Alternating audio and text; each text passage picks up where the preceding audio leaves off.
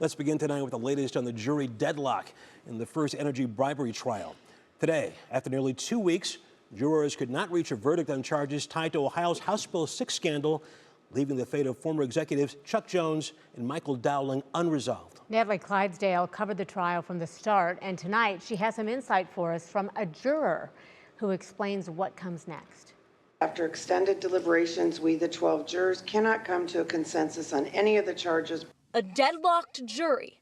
After deliberating for nearly 2 weeks, the jury in the high-profile bribery trial involving former FirstEnergy executives Chuck Jones and Michael Dowling could not reach a decision. Everyone was disappointed that we didn't come to a verdict. There were people who said that they weren't going to change their mind. So, we decided that, there's nothing more that we could do.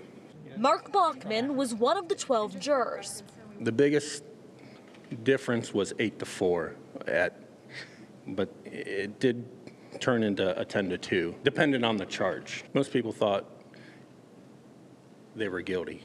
Jones and Dowling faced multiple charges, including bribery and engaging in a pattern of corrupt activity related to efforts to influence decisions connected to House Bill 6, which provided a $1.3 billion bailout to 2 nuclear power plants. Prosecutors say the men paid former Public Utilities Commission of Ohio Chairman Sam Randazzo $4.3 million in bribes to secure rulings that benefited the company.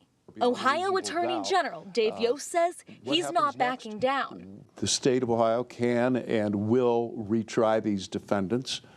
Justice needs to be done. If the Attorney General chooses to fight us again, we're ready for the fight.